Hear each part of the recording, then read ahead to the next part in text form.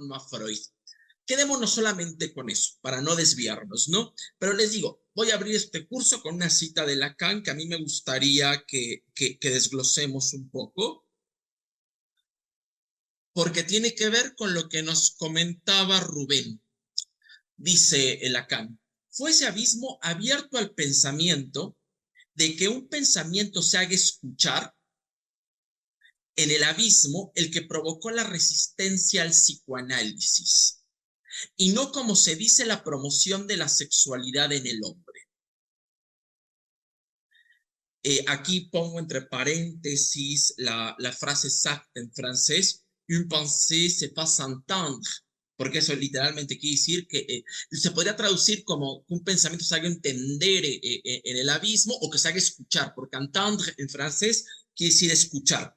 Dice, fue ese abismo abierto al pensamiento, de que un pensamiento se haga escuchar en el abismo, el que provocó la resistencia al psicoanálisis, no la promoción de la sexualidad en el hombre. Vean que justamente la visión del psicoanálisis que ha triunfado y que me parece que todos ustedes la tienen en mayor o menor medida, es la del Freud pansexualista.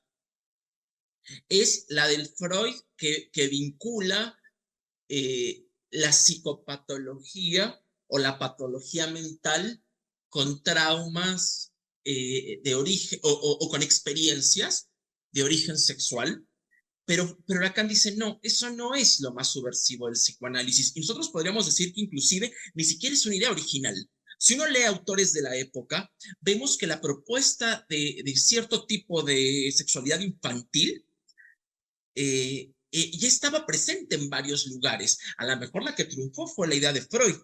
No sé, si ustedes leen, por ejemplo, a Michel Foucault en la historia de la sexualidad, un poco en la historia de la locura, van a ver que Freud no es el único que habla de sexualidad o de la existencia de una sexualidad en el infante.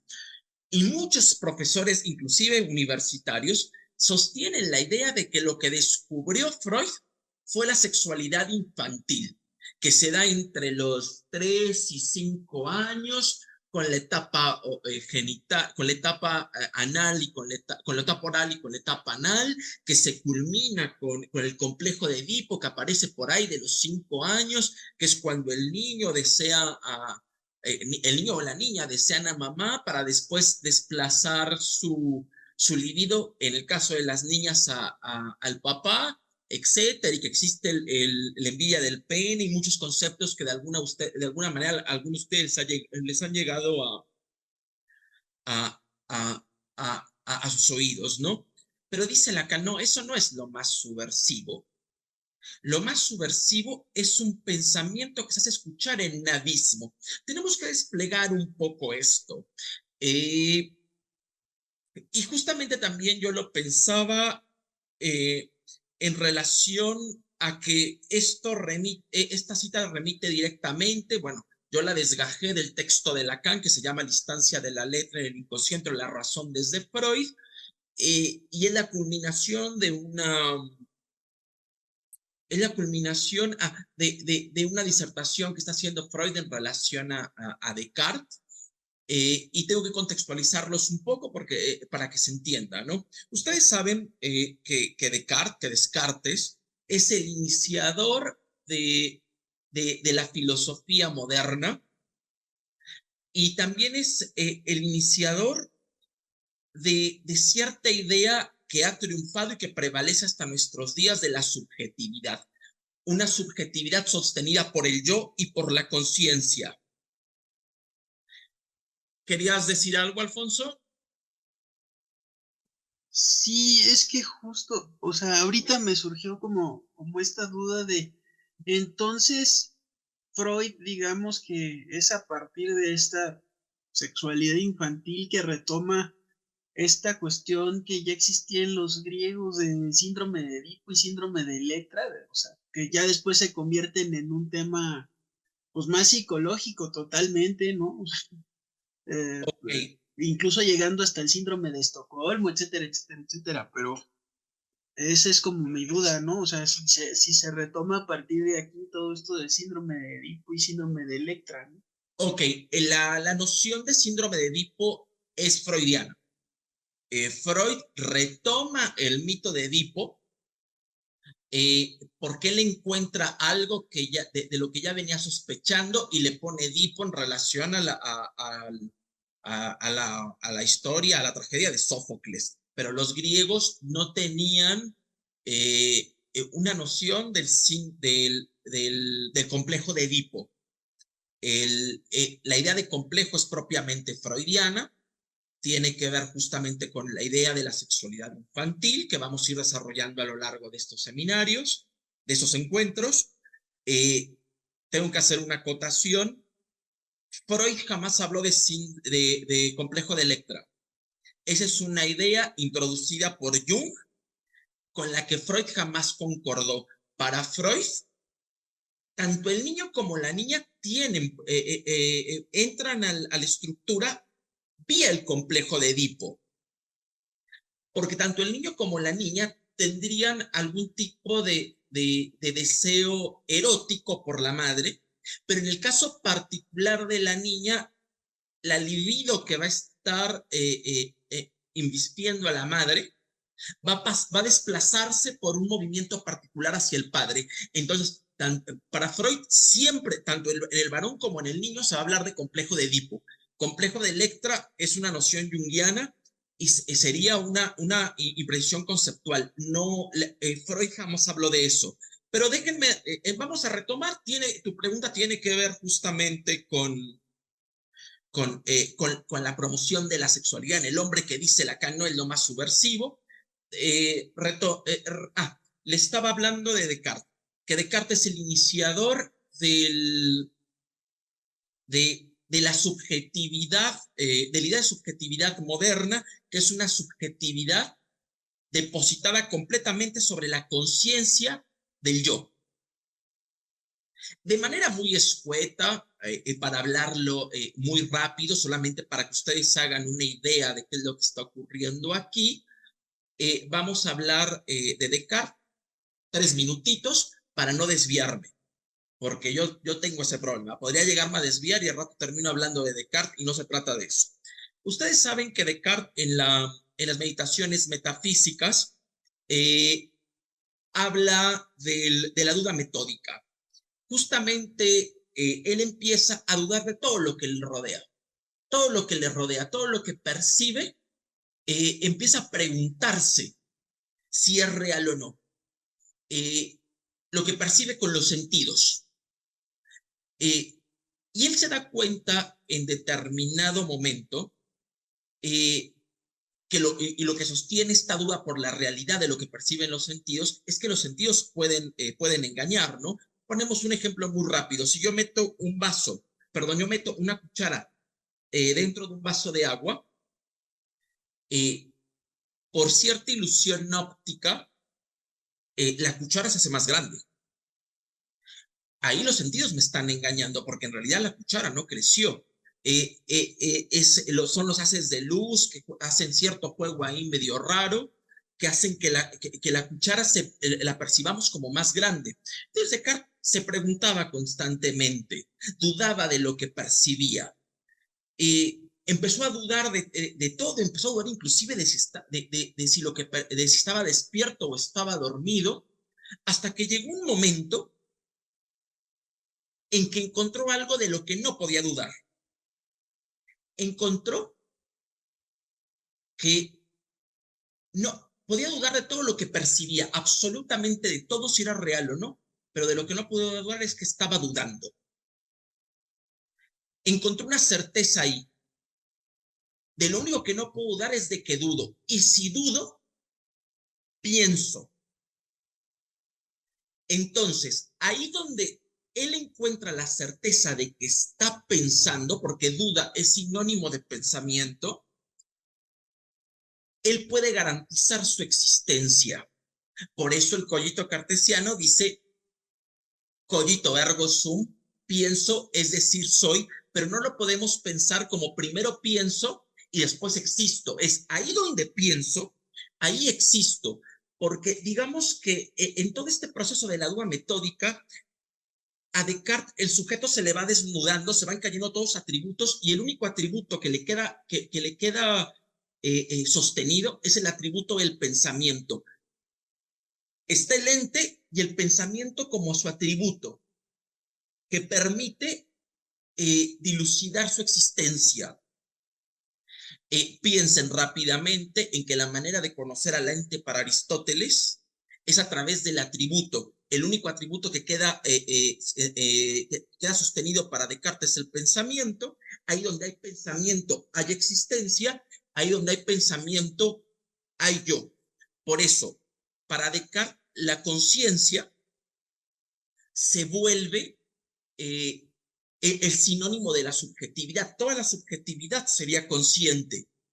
Ahí donde yo puedo decir que estoy pensando. El pensamiento que sostiene cuando dice Descartes, pienso, luego existo, es un pensamiento vacío. No es que esté pensando en cosas, es el acto mismo de pensar. Pienso porque dudo, y ahí donde pienso puedo decir que existo.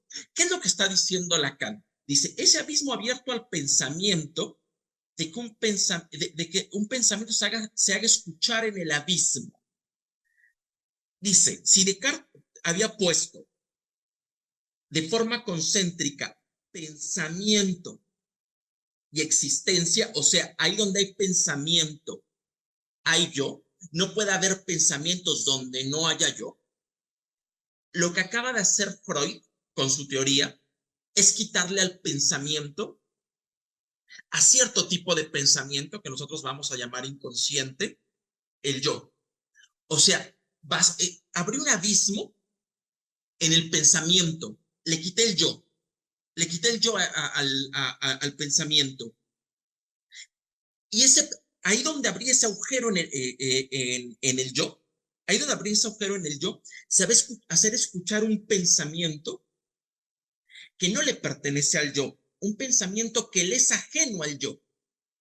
Por eso, y ya para cerrar esta cita, Lacan va a terminar concluyendo, allí donde pienso, no soy.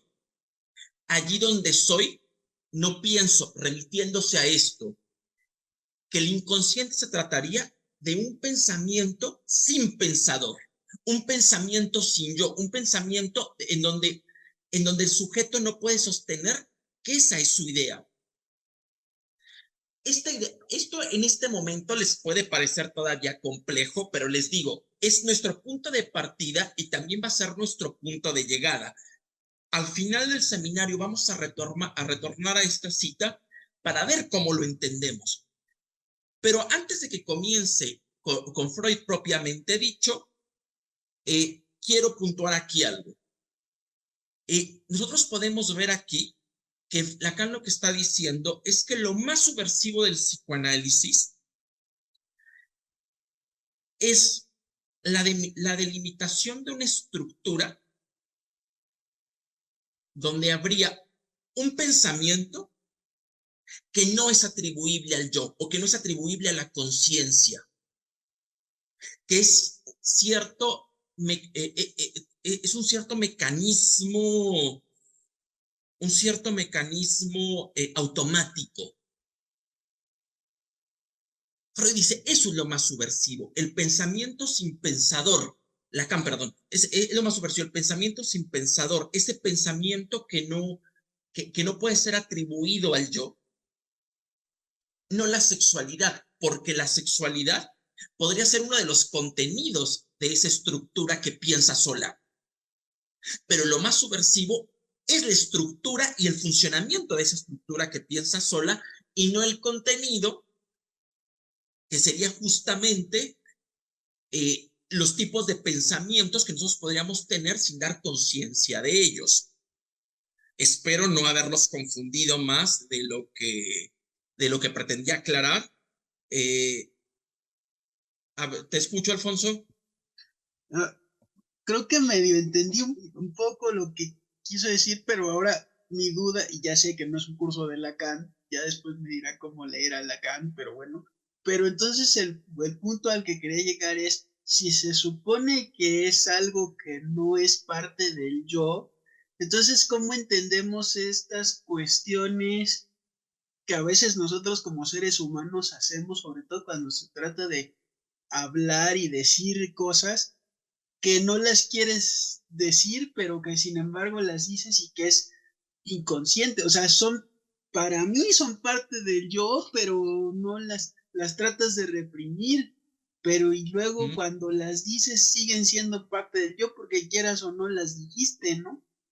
O sea, esa es como mi duda, ¿dónde deja de ser parte del yo persona y sin embargo las dije queriendo que no, pero se dijeron, ¿no? Mira, justamente tu pregunta me permite darme cuenta que estás entendiendo y que estás siguiendo lo que acabo de decir. Eh, la idea de Freud, bueno, tú ya empezaste a meter algunos conceptos que nosotros tenemos que ir desarrollando, que es el concepto de represión. Eh, Tendríamos que preguntarnos qué es la represión, y la pregunta que me parece que tú planteas es, aquello que estamos reprimiendo o aquello que se reprime, ¿nos pertenece o no nos pertenece? O sea, es una parte de mí que estoy negando, es una parte de mí que estoy excluyendo, pero cuando la recupero no me queda más que darme cuenta que eso me pertenecía. Por ejemplo, pongo un ejemplo burdo, rápido. Eh, ¿Qué sé yo? Eh, Podría yo en este momento estar sintiendo mucha envidia porque a mi hermana le va bien, ¿no? Pero en la conciencia no acepto esa envidia y se la proyecto a mi hermana. Y le digo a mi hermana, es que tú me envidias porque a mí siempre me ha ido bien en la vida y ahora te sientes muy contenta porque encontraste un trabajo que medianamente te pagan bien y te la pasas echándomelo en cara. O sea, yo le atribuí a ella esta envidia que en realidad estoy sintiendo yo. La envidia la expulso, se la atribuyo, la vuelvo inconsciente